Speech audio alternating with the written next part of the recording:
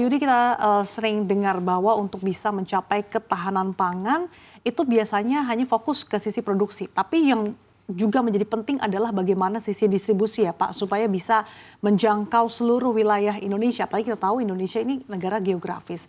Nah sebetulnya seberapa penting sih Pak dari sisi mungkin digital supply chain untuk bisa memastikan ketahanan pangan, bahkan bisa mencapai swasembada pangan ini? Ya. Mbak Sasha tadi dijelaskan bahwa kita tidak hanya berbicara di sisi produksi, bahkan kita harus berbicara juga di sisi hilir, yaitu di sisi konsumen. Oleh karena itu kalau kita berbicara pangan, maka kita akan berbicara dari hulu sampai hilir, atau dari sawah petani sampai kepada meja konsumen. Nah di antara itu ada proses distribusi yang perlu kita perhatikan.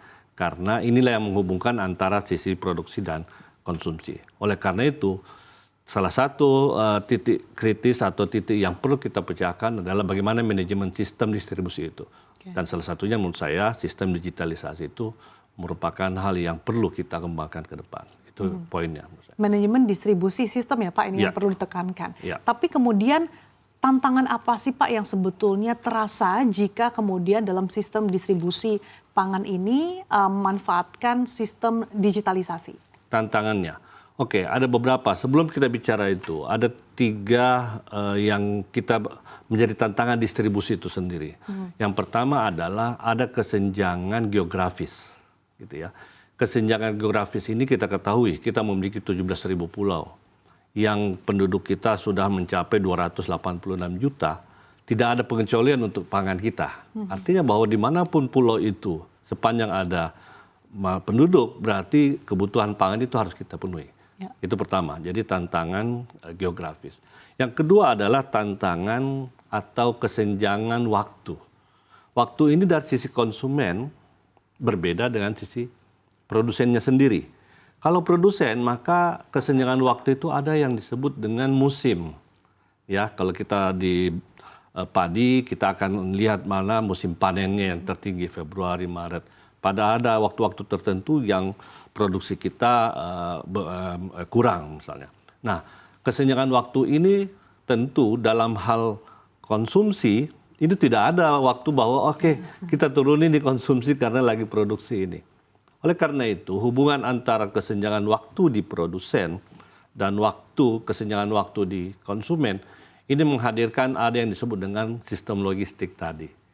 Nah, ini tantangan kita karena kesenjangan waktu ini sekali lagi kalau di konsumen ada waktu hari raya, gitu ya. Jadi ada waktu-waktu tertentu tingkat konsumsi masyarakat itu akan meningkat, begitu. Kembali lagi berarti sistem logistik yang menjadi kata kunci kita. Nah, yang ketiga adalah kesenjangan informasi. Nah, oleh karena itu, dari ketiga ini menurut saya, sistem informasi ini, atau kita tambahkan sistem informasi digital, ini harus menjawab atau harus menjadi bagian penyelesaian masalah terkait tadi itu.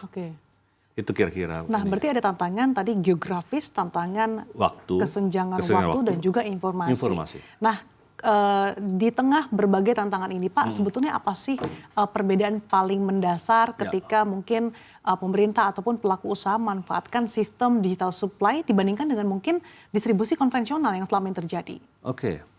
Nah, saya coba mau ceritakan bahwa sebenarnya kita tidak ada dikotomi antara digital dengan konvensional karena dalam hal konvensional, kalau kita berbicara konektivitas, logistik, kemudian distribusi, maka kita akan berbicara bagaimana perpindahan barang dari suatu lokasi, titik lokasi ke titik yang lain. Ya, berarti ada fisik yang mengalir begitu. Tapi yang menjadi hambatan kita adalah informasi yang kadang-kadang tidak sampai kepada menghubungkan antara titik produsen kepada titik konsumen tadi.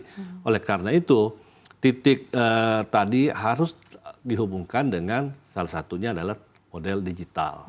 Nah, jadi artinya bahwa digital connectivity ini menjadi bagian mendukung sistem distribusi barang yang harapannya menjadi lebih efisien lagi. Oke, Gitu. jadi lebih komplementer ya Pak Jo. Di Betul. tengah ada tadi tantangan gap informasi yang Ya. biasanya terjadi di lapangan. Kemudian dalam lingkup Kemenko Pangan nih Pak, Ya. bagaimana sebetulnya peran manajemen konektivitas yang biasanya menyatukan data, kemudian sistem dan juga proses antar kementerian lembaga? Ya, Kemenko Pangan adalah kementerian baru di kabinet Bapak Prabowo, di mana mendapatkan tugas melakukan koordinasi di bidang pangan. Namun demikian bahwa pangan ini tidak bisa diselesaikan dalam satu sektor saja. Oleh karena itu, fungsi koordinatif ini sangat penting di pemerintahan, sehingga antar kementerian koordinator pun kita melakukan koordinasi terkait dengan Kementerian Infrastruktur ya, dan Perencanaan Wilayah, kemudian kementerian yang terkait dengan kesejahteraan juga, karena di situ akan bagaimana kita beras, bantuan beras dan sebagainya dalam rangka menurunkan kerawanan pangan tadi di sisi konsumen. Jadi kembali lagi bahwa pertama kita tentu Kemenko Pangan akan menjadi bagian dalam koordinasi antar kementerian.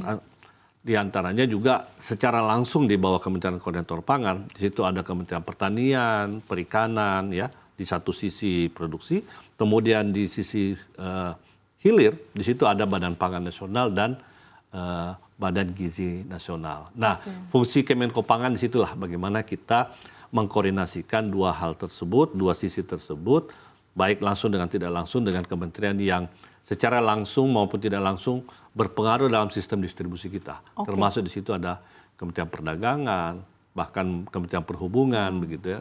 Secara tidak langsung Kemenko Pangan ini menjadi orkestrator juga ya Pak ya. Nah di tengah mengkoordinasikan berbagai kementerian lembaga ini, apakah ada regulasi khusus Pak yang dibutuhkan? Ya, pemerintah ini adalah regulator, gitu ya. Oleh karena itu, pertama tentu kita melakukan review terhadap regulasi-regulasi yang telah ada.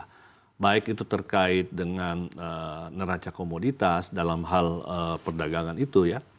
Baik termasuk juga di dalamnya dalam hal sistem logistik, yaitu di mana kementerian sekarang sedang menggodok rancangan Perpres untuk penguatan logistik nasional. Gitu. Nah itu menurut saya poin yang penting dari sistem logistik kita.